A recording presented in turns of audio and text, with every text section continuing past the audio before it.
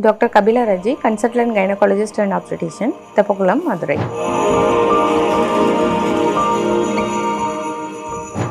Folic acid and its importance in pregnancy.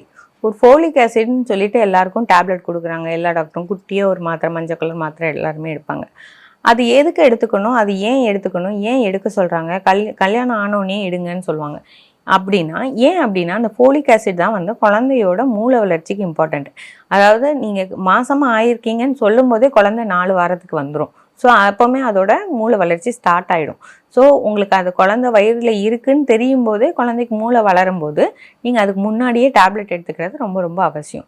அதனால தான் கல்யாணம் ஆன உடனே எல்லாரையும் வந்து ஃபோலிக் ஆசிட் எடுத்துருங்க அப்படின்வாங்க. ஃபோலிக் ஆசிட் எப்படி எடுக்கணும்னா 5 mg டேப்லெட்டு பொடி மாத்திரையாக தான் இருக்கும். காலையில் இல்லை மத்தியானம் இல்லை night what ever be the time ஒரு நாளுக்கு ஒரு டேப்லெட்டாக எடுத்துக்கலாம். இது வந்து கண்டிப்பாக எடுக்கும்போது குழந்தைக்கு இந்த மூளை வளர்ச்சி குறையாமல் இருக்கிறது, அபார்ஷன் ஆகிறது ப்ரிவெண்ட் பண்ணுறது, இது எல்லாமே வந்து இதில் வந்து பெட்டராக இருக்கும். ஓகே, எல்லாருமே ஃபோலிக் ஆசிட் எடுக்கணுமா? கண்டிப்பாக எல்லாரும் எடுத்துக்கணும், அது நல்லது. அதுலேயும் முக்கியமாக சிலர் வந்து கட்டாயமாக அவங்க எடுக்கணும். அதெல்லாம் யார் அப்படின்னா 30 வயசுக்கு மேலே உள்ளவங்க, ஏற்கனவே வந்து வலிப்பு நோயோ இல்லை அவங்களுக்கு ஏதோ மூளை கோளாறு உள்ளவங்களோ, இல்லை அப்படின்னா அவங்களுக்கு வந்து சுகர் பேஷண்ட்டாகவோ யாரோ இருந்தாங்கன்னா, தாய்மார்கள் இருந்தால் அவங்க வந்து ஃபோலிக் ஆசிடை கண்டிப்பாக எடுக்கணும். இல்லை ப்ரீவியஸாக 2-3 அபார்ஷனாக இருக்குது அப்படின்னாலும் அவங்க வந்து எடுக்கணும்.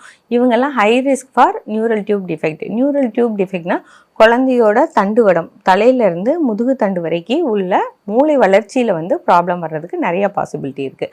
ஸோ அந்த பட்சத்தில் வந்து அவங்க அந்த ஃபோலிக் ஆசிட் எடுக்கிறதுனால அது தவிர்க்கப்படலாம். நிறைய பேர் இந்த வலிப்பு நோய்க்கு மாத்திரைகள் சாப்பிடுவாங்க.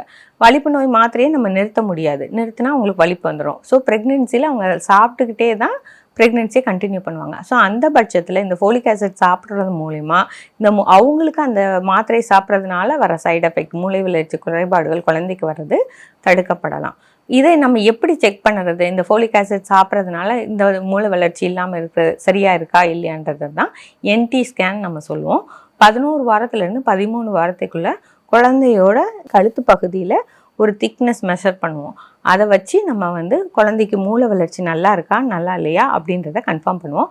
அது போக கூட ஒரு பிளட் டெஸ்ட் பண்ணுறது, இப்போ கம்பைன் டெஸ்ட்டு, டபுள் மார்க்கர் டெஸ்ட்லாம் பண்ணி குழந்தை எப்படி இருக்குன்னு நம்ம தெரிஞ்சுக்கிறது.